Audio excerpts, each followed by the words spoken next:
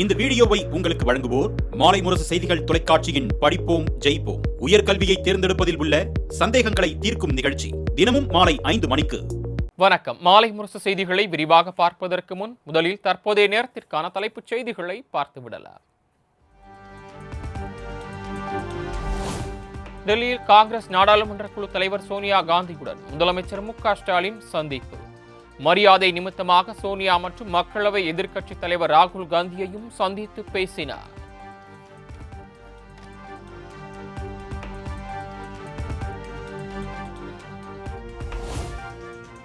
சோனியா அன்பு சகோதரர் ராகுல் உடனான ஒவ்வொரு சந்திப்பிலும் ஒரு சிறப்பு அரவணைப்பை உணர முடிகிறது. உண்மையிலேயே குடும்பத்துடன் இருப்பது போன்ற உணர்வை அளிப்பதாகவும் முதலமைச்சர் மு.க.ஸ்டாலின் நிகழ்ச்சி பதிவு.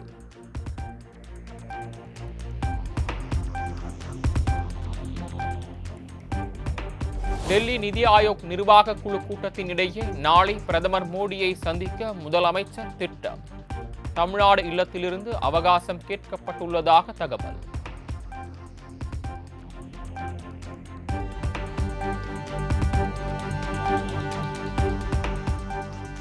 நாளை நடைபெறவுள்ள நிதி ஆயோக் கூட்டத்தில் பங்கேற்பதற்காக டெல்லி சென்றடைந்தார் முதலமைச்சர் மு.க.ஸ்டாலின். விமான நிலையத்தில் முதலமைச்சருக்கு தமிழ்நாடு எம்பிக்கள் உற்சாக வரவேற்பு.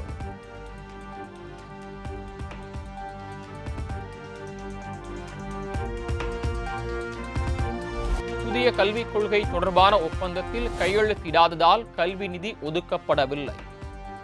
கல்வி நிதி தொடர்பாக தமிழக அரசு தொடர்ந்த வழக்கில் சென்னை உயர்நீதிமன்றத்தில் மத்திய அரசு விளக்கம்.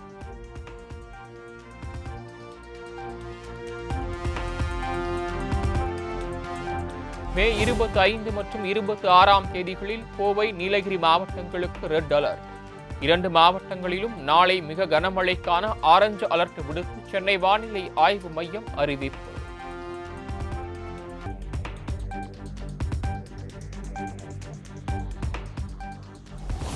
ரெட் மற்றும் ஆரஞ்சு அலர்ட் விடுக்கப்பட்டதன் எதிரொலியாக கோவை, நீலகிரி மாவட்டங்களுக்கு விரைந்தது 3 மாநில பேரிடர் மீட்பு படை. கண்காணிப்பு அலுவலர்களான மூத்த IAS அதிகாரிகள் மாவட்டங்களுக்கு செல்ல உத்தரவு.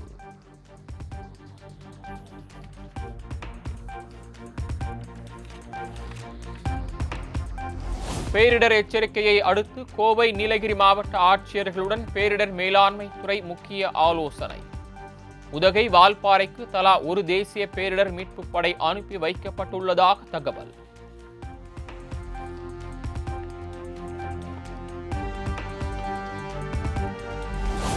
நீலகிரியில் 283 பகுதிகள் நிலச்சரிவு அபாயம் நிறைந்த இடங்களாக கண்டறியப்பட்டுள்ளதாக ஆட்சியர் லட்சுமி பவ்யா அறிவிப்பு. அபாயம் நிறைந்த பகுதிகளில் 45 குழுக்கள் தீவிர கண்காணிப்பில் ஈடுபடுத்தப்பட்டுள்ளதாகவும் தகவல். கடந்த ஒரு வாரமா நம்ம நைட் டியூட்டி எல்லாருக்கும் போட்டிருக்கோம். ஜோனல் டீம்ஸ் 45 ஜோனல் டீம்ஸ் இருக்காங்க. அவங்க எவ்ரிடே நைட்டு இந்த ஏரியாஸ் போய் பார்க்குறாங்க. பண்ணி நம்ம ரிலீஃப் ஷெல்டரில் வைக்கிறதுக்கு எல்லா ரிலீஃப் ஷெல்டர்ஸ் ஓப்பன் பண்ணிட்டு.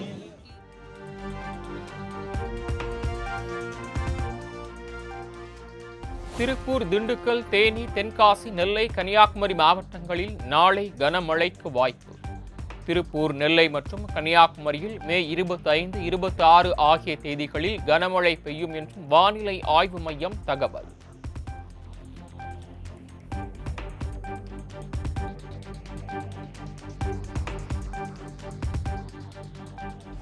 தமிழகத்தில் இன்று முதல் அடுத்த 5 நாட்களுக்கு கனமழைக்கு வாய்ப்பு. ஒரு சில மாவட்டங்களில் மே 25, 26 ஆகிய தேதிகளில் அதி கனமழை பெய்யும் என்றும் அறிவிப்பு.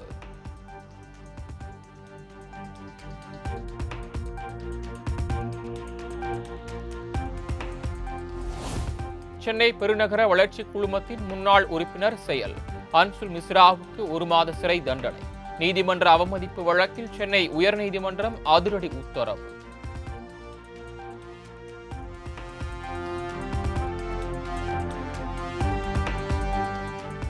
தங்க நகை கடனுக்கான ரிசர்வ் வங்கியின் புதிய நிபந்தனைகளால் ஏழை எளிய மக்கள் பாதிக்கப்படுவர் என எடப்பாடி பழனிசாமி கருத்து.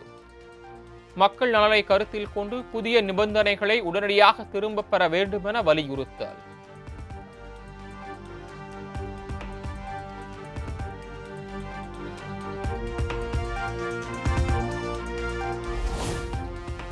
எல்லா முடிவையும் நீதிமன்றம்தான் எடுக்கும் என்றால் சட்டமன்றம் மற்றும் நாடாளுமன்றத்தை கலைத்து விடலாமே என சீமான் ஆவேசம். அதிமுக திமுகவின் கொடிகள்தான் வேறு, கொள்கை ஒன்றுதான் எனவும் சாடல். ஒரு கேள்வி எழுது, பொதுவாக நமக்கு ஒரு கேள்வி, நாட்டினுடைய குடிமகனா ஒரு கேள்வி எழுது. இந்த நாட்டை நிர்வாகம் செய்வது சட்டமன்றம் பாராளுமன்றமா நீதிமன்றமா? எல்லா முடிவையும் நீதிமன்றம் தான் எடுக்கும்னா சட்டமன்றம் பாராளுமன்றம் தேவையில்லையே, கலைச்சு விட்டுலாம்ல. இங்க ஒரு கேள்வி.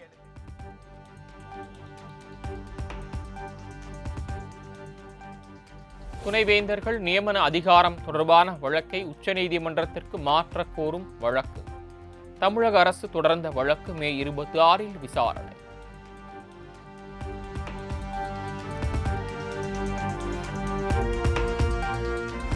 சாதி மற்றும் வருமான வரி சான்றிதழ் கோரி விண்ணப்பிக்கும் மாணவர்களுக்கு 1 வாரத்திற்குள் சான்றிதழ்களை வழங்க வேண்டும். பள்ளிகள் விரைவில் திறக்கப்பட உள்ள நிலையில் அமைச்சர் KKSSR ராமச்சந்திரன் அதிகாரிகளுக்கு உத்தரவு. முன்னுரிமை கொடுக்கும். எதாக இருந்தாலும் படிக்கிற குழந்தைகளுக்கு முன்னுரிமை. அதை நாங்கள் அப்படி ஒரு முன்னுரிமை வழங்க வேண்டிய அந்த அடிப்படை வேலைகளை நாங்கள் செய்வோம். சொன்னால் உடனடியாக அதுக்கு வேண்டிய நிவர்த்தி செய்வோம்.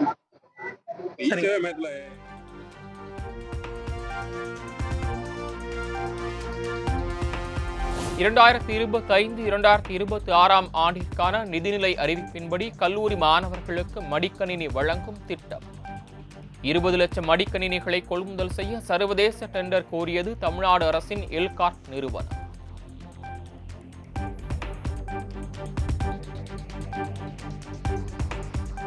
தமிழ்நாடு நிதிநிலை அறிக்கையில் அறிவித்தபடி காலை உணவு திட்டம் ஜூன் 3ஆம் தேதி விரிவாக்கம். 600 கோடி ரூபாய் நிதி ஒதுக்கப்பட்டுள்ளதாக தகவல்.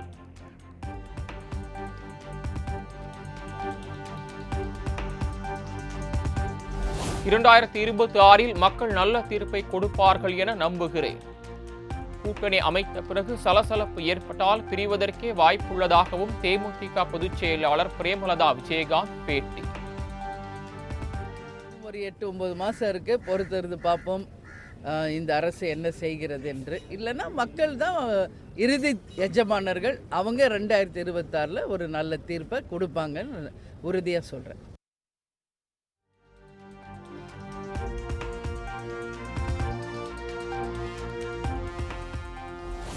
தமிழக வெற்றிக் கழகத்தின் சின்னத்தை தேர்வு செய்ய அக்கட்சியின் தலைவர் விஜய் தீவிர ஆலோசனை. பொதுமக்களிடம் எளிதாக கொண்டு சேர்க்கும் வகையில் சின்னம் இருக்க வேண்டும் என்பதை கவனத்தில் கொண்டுள்ளதாக தகவல்.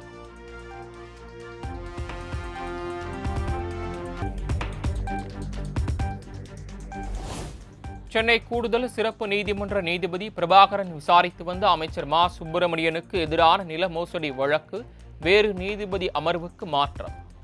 வேங்கடவரதன் அமர்வுக்கு மாற்றப்பட்டதால் குற்றச்சாட்டு பதிவு நடைமுறை நடத்தப்படாமல் வழக்கு ஒத்திவைப்பு.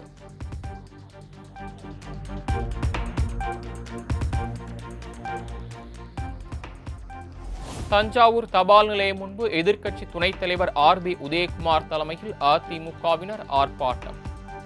கும்பகோணத்தில் பணிக்கு சென்ற பெண் பாலியல் வன்கொடுமை செய்யப்பட்ட சம்பவத்திற்கு கண்டனம். மாநகராட்சி நிர்வாகத்திலும் பல்வேறு குளறுபடிகளை ஊழல் குற்றச்சாட்டு தொடர்ந்து வந்து கொண்டிருக்கிறது. அது கடுமையான நடவடிக்கை. புரட்சி தமிழர் எடப்பாடியார் அவர்களுடைய ஆணைக்கிணங்க மண்ணின் மைந்தர்களுக்கு நான் நன்றி சொல்ல கடமை. தடுத்து நிறுத்துவதற்கு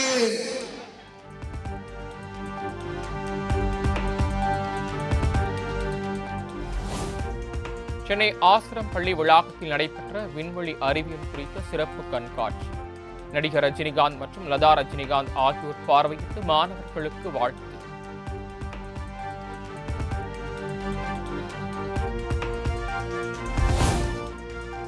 பரம்பொருள் அறக்கட்டளை இனி இயங்காது என முன்ஜென்மம் குறித்து பேசி சர்ச்சையில் சிக்கிய மகாவிஷ்ணு அறிவிப்பு. சொந்த ஆன்மீக வளர்ச்சியை மனதில் கொண்டு தெளிவான முடிவெடுத்துள்ளதாகவும் அறிக்கை.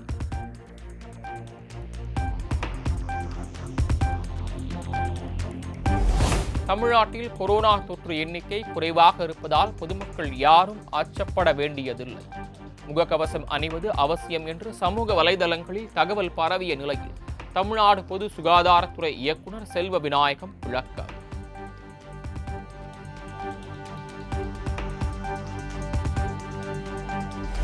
கோவை மேட்டுப்பாளையத்தில் குடிநீர் திட்ட குழாயில் ஏற்பட்ட உடைப்பால் 50 அடி உயரத்திற்கு பீச்சி அடித்த தண்ணீர். ராட்சச ஊற்று போல பொங்கிய தண்ணீரால் போக்குவரத்து பாதிப்பு.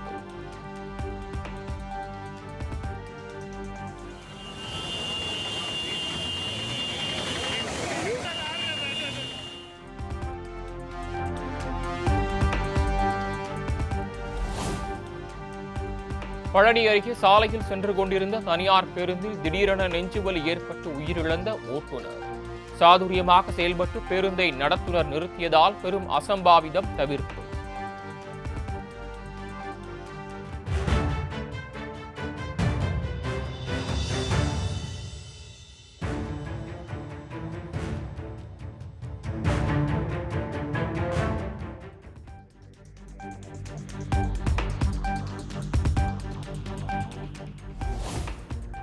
விருதுநகரில் உள்ள பல்பொருள் அங்காடி ஒன்றில் நூதன முறையில் சோப்பு, எண்ணெய் உள்ளிட்ட பொருட்களை அபே செய்த பெண்கள்.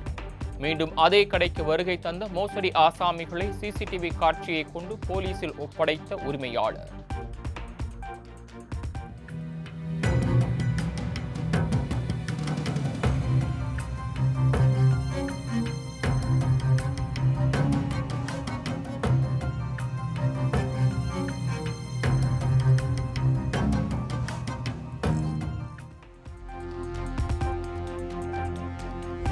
கிருஷ்ணகிரி மாவட்டம் ஊத்தங்கரையில் பட்டப்பெயர் திருத்தம் செய்ய லஞ்சம் பெற்ற விவகாரம். கிராம நிர்வாக அலுவலரை கையும் களவுமாக கைது செய்த காவல்துறை.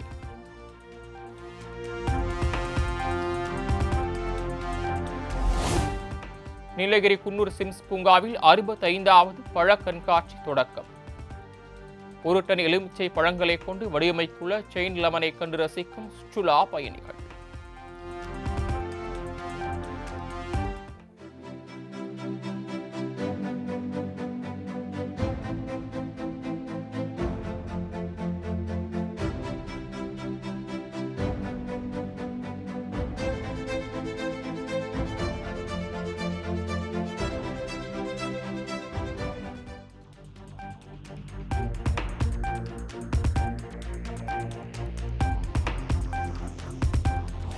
திருத்துறைப்பூண்டி அருகே தொடக்க வேளாண்மை கூட்டுறவு வங்கியில் விவசாயிகள் அடகு வைத்த 1,31,00,000 மதிப்பிலான 498 சவரன் தங்க நகைகள் கையாடல்.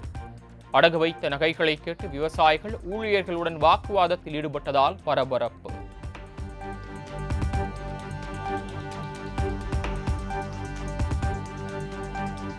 கோவை மாவட்டம் மேட்டுப்பாளையம் வனப்பகுதியில் யானைகள் கணக்கெடுக்கும் பணி தொடக்கம். கழிவு மற்றும் கால் தடங்களின் அடிப்படையில் கணக்கெடுக்கும் பணியில் வனத்துறையினர் தீவிரம்.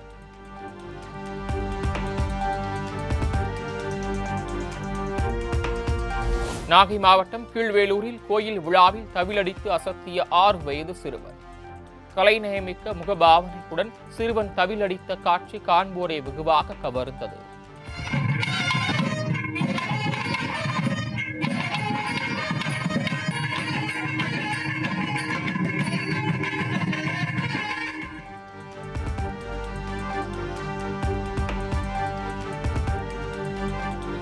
தூத்துக்குடி அனல் மின் நிலையத்தில் 17 நாட்களுக்கு பிறகு மின் உற்பத்தி தொடக்கம். தொடர் வேலைநிறுத்த போராட்டத்தை ஒப்பந்த ஊழியர்கள் திரும்ப பெற்றதை அடுத்து 1000 மெகாவாட் மின் உற்பத்தி மீண்டும் தொடக்கம்.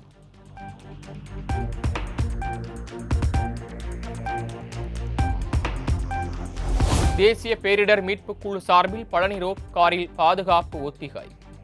அந்தரத்தில் பழுதாகி நிற்கும் ரோப் காரில் இருந்து பக்தர்களை மீட்பது குறித்து விளக்கமளித்த வீரர்கள்.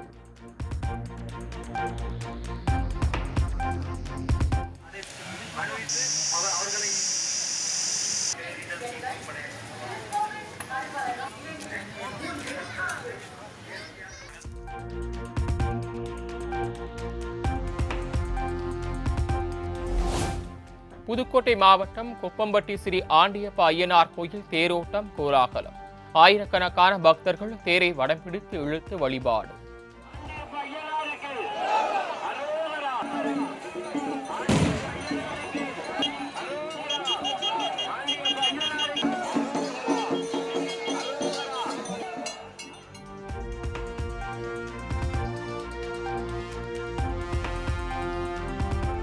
புதுக்கோட்டை திருவரங்குளம் பிடாரியம்மன் கோயில் திருவிழாவை முன்னிட்டு நடைபெற்ற ஜல்லிக்கட்டு போட்டி. வாடிவாசலில் இருந்து சீறி பாய்ந்த காளைகளை தீரத்துடன் அடக்கிய காளையர்கள்.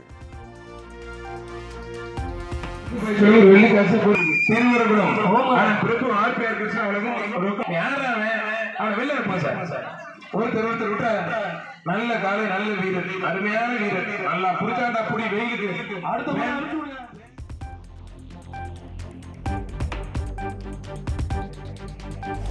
ரஷ்ய வெளியுறவு கூட்டு அமைப்பு குழு துணைத் தலைவர் ஆண்ட்ரி டோனிசோ உள்ளிட்டோருடன் திமுக எம்பி கனிமொழி தலைமையிலான அனைத்துக் கட்சி குழு சந்திப்பு. பாகிஸ்தானின் தீவிரவாதம் மற்றும் ஆபரேஷன் சிந்தூர் நடவடிக்கைகள் குறித்து விளக்கம்.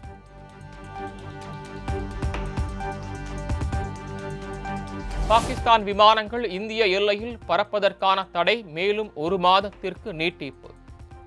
இன்று முதல் நடைமுறைக்கு வருவதாக விமான போக்குவரத்து துறை அறிவிப்பு.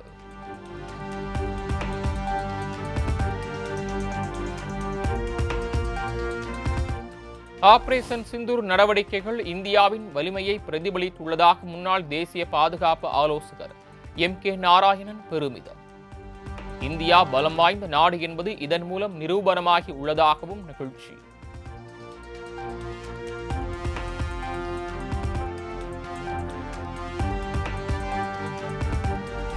பஞ்சாப் நேஷனல் வங்கியில் 13,800 கோடி முறைகேடு செய்த புகாரில் சிக்கிய வைர வியாபாரி நிரவ் மோடிக்கு 10வது முறையாக ஜாமீன் மறுப்பு. பிணையில் விடுவித்தால் நிரவ் மோடி தலைமறைவாகி விடுவார் என்ற வாதத்தை ஏற்று லண்டன் நீதிமன்றம் உத்தரவு.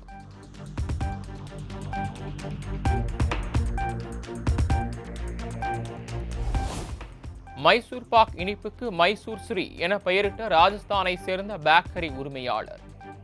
சிந்தூர் வெற்றியை தொடர்ந்து பெயரில் கூட பாகிஸ்தான் இந்தியாவுக்குள் நுழையக்கூடாது என பேட்டி.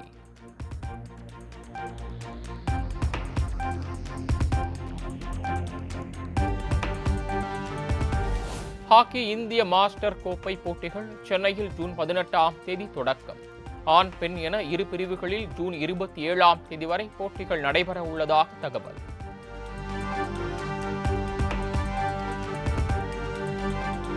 கோம்பேட்டையில் ஏஸ் திரைப்படத்தின் முதல் காட்சியை காண வந்த நடிகர் விஜய் சேதுபதியை சுற்றி வளைத்த ரசிகர்கள்.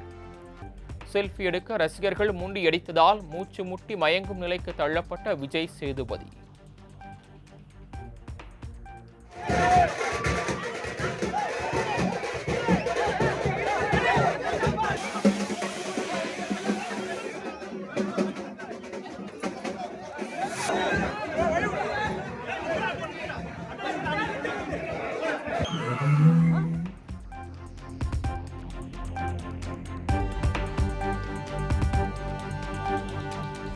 தனியார் தொலைக்காட்சி நடன நிகழ்ச்சியில் பங்கேற்ற பஞ்சமி நாயகி மணிகண்டன் தம்பதியினர் இல்ல காதணி விழாவில் பங்கேற்ற நடிகர் சூரி.